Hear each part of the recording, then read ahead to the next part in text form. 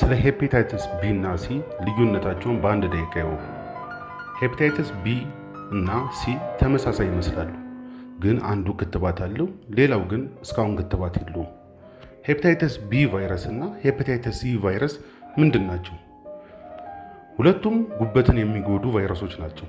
ካልታከሙ ወደ የጉበት መድከም፣ ሲሮሲስ ወይንም ሲሮሲስ ሜዲካል ተርሚኖሎጂ ነው፣ የጉበት ጠባሳ እና የጉበት ካንሰር ሊያመሩ ይችላሉ። እንዴት ይተላለፋሉ? ሄፓታይተስ ቢ በደም በግብረ ስጋ ግንኙነትና ከእናት ወደ ህፃን በወሊድ ጊዜ ሊተላለፍ ይችላል።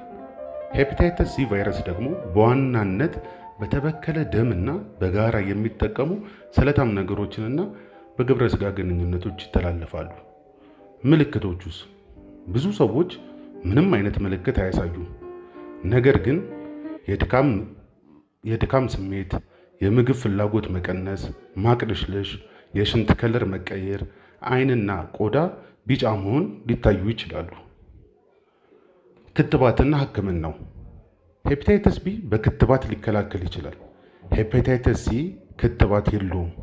ነገር ግን አሁን በዘመናዊ መድኃኒቶች በአብዛኛውን ጊዜ ሙሉ ለሙሉ ሊድኑ ይችላሉ። እንዴት ተመርምረን እናውቃለን? ተመርምረን የምናውቀው በምንድን ነው? ሄፓታይተስ ቢ እና ሄፓታይተስ ሲ ብዙ ጊዜ ምልክት ስለሌላቸው ብዙውን ጊዜ የሚታወቀው በምንድን ነው?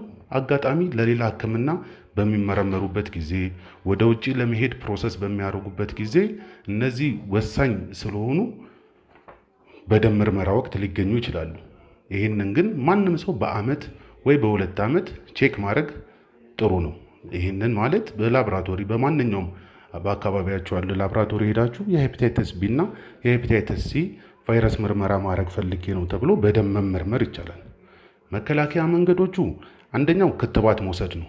ክትባቱ ለሄፓታይተስ ቢ ብቻ ነው። ይመረመራሉ። ከተመረመሩ በኋላ ነፃ ከሆኑ ልክ እንደ HIV 3 ወር ዊንዶ ፔሪድ ጠብቆ ከ3 ወር በኋላ ድጋሚ አሁንም ነፃ ወይንም ኔጌቲቭ ከሆነ የሄፓታይተስ ቢ ክትባት መከተብ ነው። ሌላው ደግሞ በደም የሚነካካ እቃዎችን አለመጋራት ነው። ሌላው ደግሞ በግብረ ስጋ ግንኙነት ጊዜ ኮንዶም መጠቀም ነው። ከተመቸዎት ለተጨማሪ የጤና መረጃዎች ገጹን ይከተሉ። ቀን በቀን ስለ ጤናው ሁሌ ስለ ጤናው እናስባለን።